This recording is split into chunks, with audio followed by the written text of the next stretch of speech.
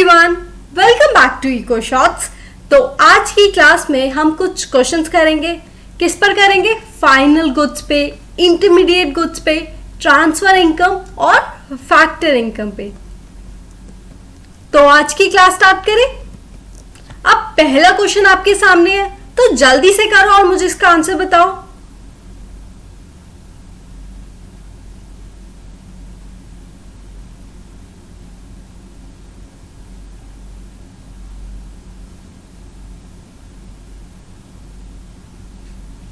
अब इस क्वेश्चन में क्या है कि एक ग्रोसरी शॉप वाले ने ना राइस परचेज किया है।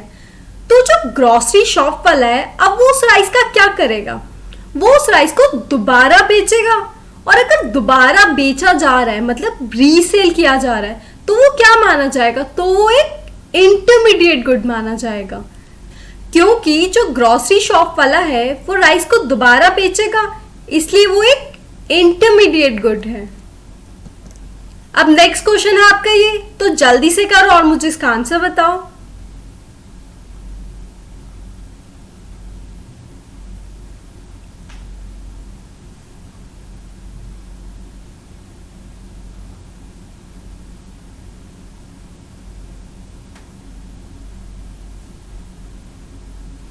अब इस क्वेश्चन में क्या है कि एक क्लॉथ मिल ने कॉटन यूज की है। तो जो क्लॉथ मिल है, जो क्लॉथ इंडस्ट्री है, वो कॉटन का क्या करेगी? वो कॉटन को यूज करके फर्दर प्रोसेस करेगी और कॉटन क्लॉथ बनाएगी। तो इसीलिए जो कॉटन है वो कैसे यूज की जा रही है? As a intermediate good. क्यों? क्योंकि उससे फर्दर प्रोडक्शन की जा रही है उसी साल में, क्योंकि उससे फर्दर प्रोडक्शन की जा रही है उसी साल में, इसीलिए ये इंटरमीडिएट गुड है। अब अगला क्वेश्चन ये है, तो करो और इसका आंसर बताओ।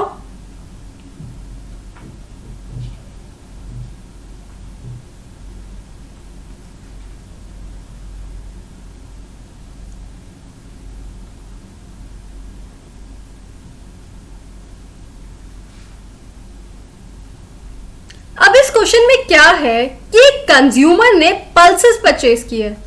तो जो कंज्यूमर है उस पल्सेस का क्या करेगा? वो उसको कंज्यूम करेगा, इसलिए उसने पल्सेस खरीदे हैं, मतलब अपनी कंजम्पशन के लिए खरीदे हैं। तो वो एक फाइनल गुड माना जाएगा। क्यों? क्योंकि कंज्यूमर ने पल्सेस किस लिए खरीदे? कंजम्पशन के लिए, तो इसलिए वो एक फाइनल गुड है। अब नेक्स्ट क्वेश्चन ये है, तो करो और मुझे इसका आंसर बताओ।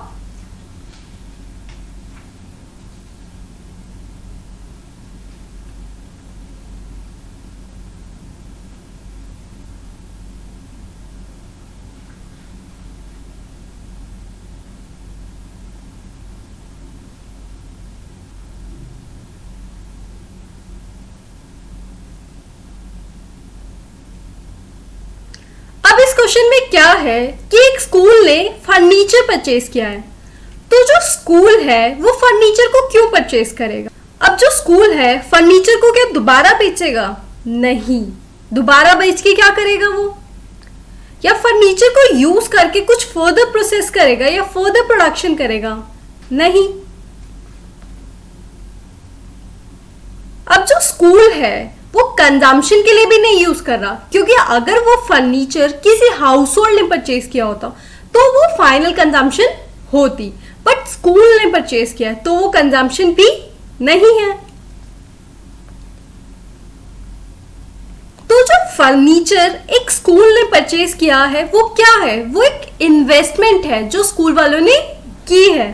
तो furniture purchase by a school is an investment, तो इसीलिए वो फाइनल गुड माना जाएगा। क्यों? क्योंकि वो इन्वेस्टमेंट है, तो इसलिए वो फाइनल गुड माना जाएगा। अब नेक्स्ट क्वेश्चन ये है, इस क्वेश्चन को ध्यान से पढ़ना और फिर इसका आंसर करना। ठीक है, आपके पास 10 to 15 सेकेंड्स है।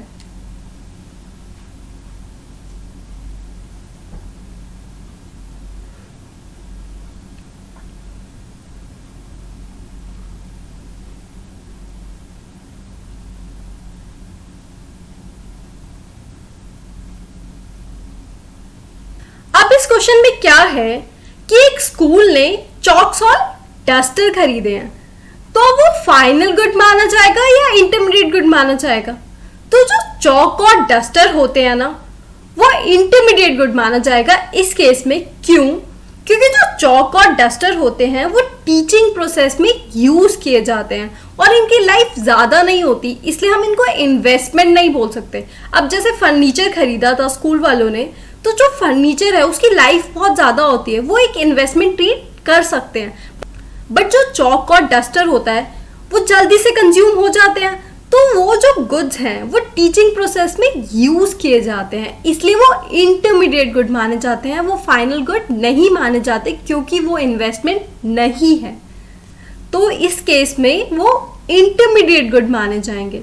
और जो ये क्वेश्चन है ये बहुत इंपॉर्टेंट क्वेश्चन है और ये बहुत बार पूछा भी जाता है और मोस्टली बच्चे इस क्वेश्चन में बहुत कंफ्यूज होते हैं और वो इस क्वेश्चन में फाइनल गुड मार्क करके आते हैं। अब ये फाइनल गुड नहीं है, ये इन्वेस्टमेंट नहीं है, तो ये क्या है? Intermediate good. अब नेक्स्ट क्वेश्चन ये है, तो जल्दी से करो और मुझे इसका आंसर बताओ।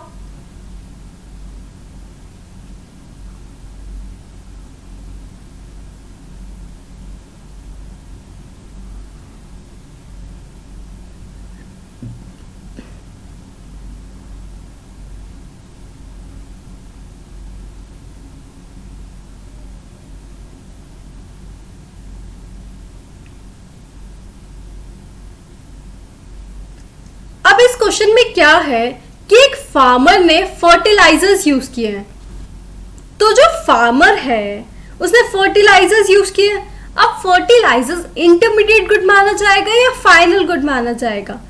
अब जो फर्टिलाइजर्स हैं जो फार्मर ने परचेज किए हैं वो उसको यूज करके अपनी प्रोडक्शन कर पा रहे क्रॉप्स वगैरह की, तो ये फर्दर प्रोडक्शन के लिए यूज किए जा रहे हैं। तो ये जो फर्टिलाइजर्स होते हैं ना, अगर किसी फार्मर ने परचेज किए तो वो इंटरमीडिएट गुड माने जाएंगे।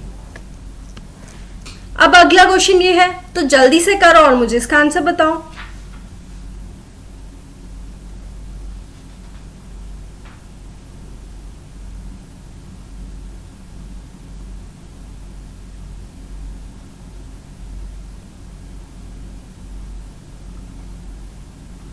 अब इस क्वेश्चन में क्या है कि एक ट्रेडर है, उसके पास स्टॉक बच गया ईयर एंड पे, मतलब साल खत्म हो गया बट उसके पास स्टॉक बच गया जो उससे बिका नहीं।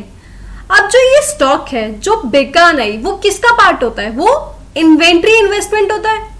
क्या होता है? Inventory investment.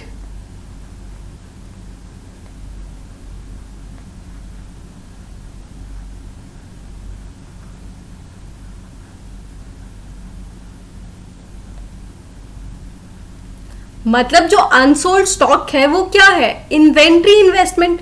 और इन्वेस्टमेंट किसके अंदर आता है? फाइनल गुड के अंदर। तो यहां पर इन्वेस्टमेंट हो रही है इसलिए वो फाइनल गुड माना जाएगा।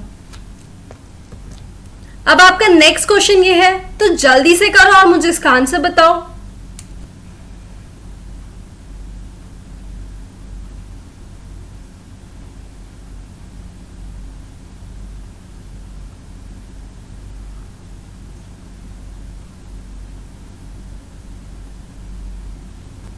अब इस क्वेश्चन में क्या है कि ट्रक्स, एयरक्राफ्ट्स, व्हीकल्स गवर्नमेंट ने परचेज किया है। किस लिए? मिलिट्री पर्पस के लिए। तो जो चीजें गवर्नमेंट परचेज करती है डिफेंस के लिए, तो वो इंटरमीडिएट गुड्स माने जाते हैं। तो ये भी एक इंपॉर्टेंट क्वेश्चन है। तो इस केस में ये क्या है? Intermediate good. अब आपका नेक्स्ट क्वेश्चन ये है, तो करो और मुझे बताओ।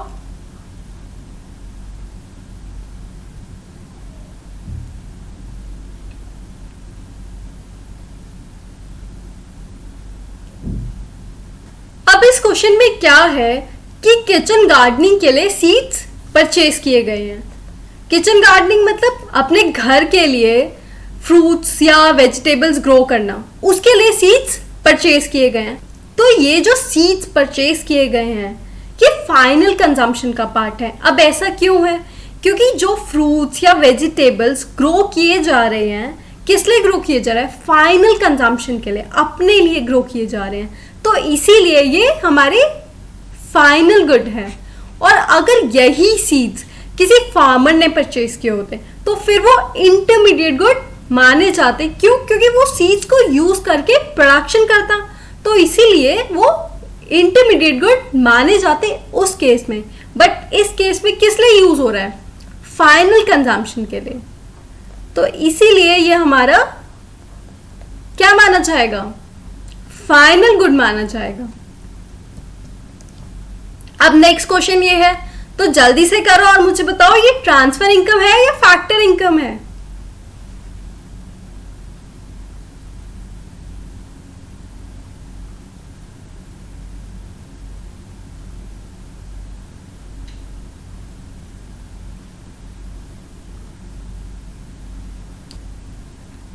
अब इस क्वेश्चन में क्या है कि राकेश है, उसको सैलरी मिली कंपनी से।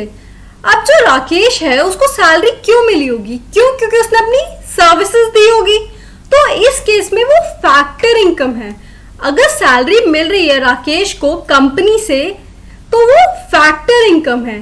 क्यों? क्योंकि राकेश ने अपनी सर्विसेज दी होगी कंपनी को, इसलिए कंपनी उसे सैलरी दे रही है।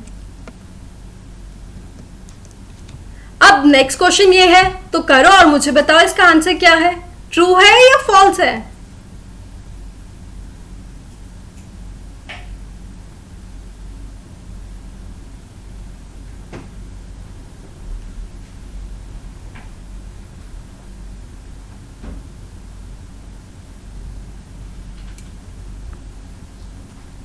अब इसमें क्या है कि हमें बताना है अनएम्प्लॉयमेंट अलाउंस एक फैक्टर इनकम है या ट्रांसफर इनकम है। जो अनएम्प्लॉयमेंट अलाउंस होता है, पहले तो हमें पता होना चाहिए कि ये होता क्या है। अनएम्प्लॉयमेंट अलाउंस गवर्नमेंट उन लोगों को देती है जो अनएम्प्लॉयड है, जिनके पास जॉब नहीं है और वो पुअर सेक्शन से बिलोंग करते हैं, ताकि वो अपने डे टू डे एक्सपेंसेस पूरे कर पाए।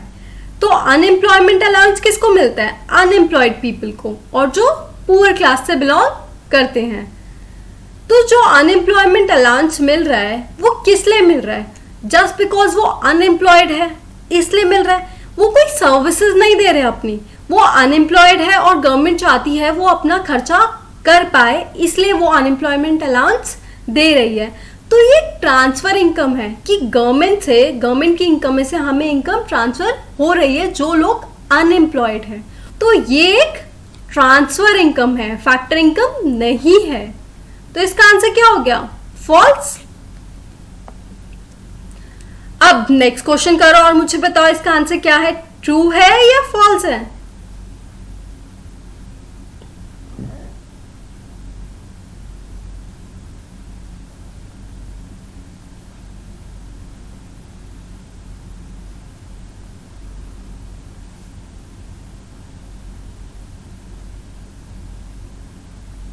अब वो क्या कह रहा है कि एक गुड कंजम्पशन गुड भी हो सकता है और कैपिटल गुड भी हो सकता है क्या? हाँ या ना? अब इसमें क्या है कि जो कंजम्पशन गुड है ये कैपिटल गुड का डिस्टिंक्शन होता है ना, वो कैसे पता लगता है? वो गुड के एंड यूज से पता लगता है कि आखिर में गुड को कैसे यूज किया जा रहा है। जैसे हम फाइनल गुड और इंटरमीडिएट गुड का डिफरेंस बताते हैं। तो इसमें क्या है कि एक गुड कंजम्पशन गुड भी हो सकता है और वो कैपिटल गुड भी हो सकता है, depending on the end use of the product. अब जैसे मान लो एक मशीन परचेज की हाउस होल्ड ने, तो फिर वो कंजम्पशन गुड हो गया। क्यों? क्योंकि वो उसकी वांट्स को डायरेक्टली सेटिस्फाई करेगा। और अगर वही मशीन किसी फर्म ने परचेज कर ली तो फिर वो क्या माना जाएगा? तो फिर वो कैपिटल गुड माना जाएगा। अब कैपिटल गुड क्यों माना जाएगा? क्यों? क्योंकि फर्म उस मशीन को यूज करके फर्दर प्रोडक्शन करेगी, तो इसलिए वो कैपिटल गुड माना जाएगा। तो वो सेम गुड मशीन अगर हाउस होल्ड परचेज करिए तो क्या माना जा रहा है? Consumption good. और अगर वही मशीन कोई फर्म परचेज करे तो फिर वो क्या माना जा रहा है? Capital good. तो ये ट्रू है। तो ये पॉसिबल है कि एक गुड कंजम्पशन गुड भी हो सकता है, कैपिटल गुड भी हो सकता है, अगर उसका यूज अलग अलग तरीके से किया जा रहा है। तो अगला क्वेश्चन ये है आपका, जल्दी से करो और मुझे इसका आंसर बताओ।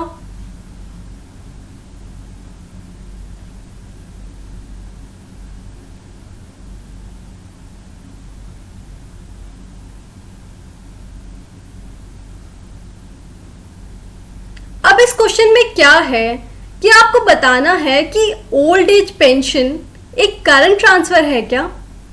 तो इसके लिए सबसे पहले तो पता होना चाहिए करंट ट्रांसफर क्या होता है। करंट ट्रांसफर एक वो ट्रांसफर होता है जो आप अपनी इनकम में से करते हैं, और करंट ट्रांसफर रेगुलर नेचर का होता है। आप इसको एक एग्जांपल के थ्रू समझते हैं।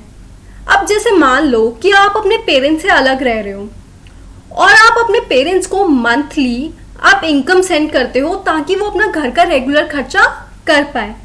तो ये जो इनकम है जो आप ट्रांसफर कर रहे हो ये करंट ट्रांसफर है। अब करंट ट्रांसफर क्यों है? क्योंकि आप जितना कमाते हो आप उसमें से मंथली आप अपने पेरेंट्स को कुछ इनकम सेंड कर देते हो, और ये कंजम्पशन नीड सेटिस्फाई करता है आपके पेरेंट्स की। तो इसीलिए ये ट्रांसफर एक करंट ट्रांसफर है। क्यों? सबसे पहली बात क्योंकि आप अपनी इनकम में से भेज रहे हो, दूसरी बात ये रेगुलर नेचर का है, आप मंथली भेज रहे हो, और तीसरी बात कि ये आपके पेरेंट्स की कंजम्पशन नीड्स को सेटिस्फाई कर रहा है। तो इसीलिए ये करंट ट्रांसफर है। अब जो ओल्ड एज पेंशन है, पहली बात तो ओल्ड एज पेंशन एक ट्रांसफर इनकम है। अब ट्रांसफर इनकम क्यों है? क्योंकि जो ओल्ड पीपल हैं वो गवर्नमेंट को उसके बदले कोई सर्विसेज नहीं दे रहे हैं, जस्ट बिकॉज वो ओल्ड है इसलिए गवर्नमेंट उनको इनकम ट्रांसफर कर रही है। तो ओल्ड एज पेंशन एक ट्रांसफर इनकम है। अब जो गवर्नमेंट है ओल्ड पीपल को मंथली पेंशन देती है, तो वो इसलिए दे रही है ताकि वो अपना खर्चा कर पाए। तो इसीलिए जो ओल्ड एज पेंशन है ये करंट ट्रांसफर का एग्जाम्पल है। तो इसका आंसर क्या हुआ कि ओल्ड एज पेंशन एक करंट ट्रांसफर है? हाँ है। So thank you guys. Next class में हम कुछ कंसेप्ट्स करेंगे। So stay tuned, take care, bye.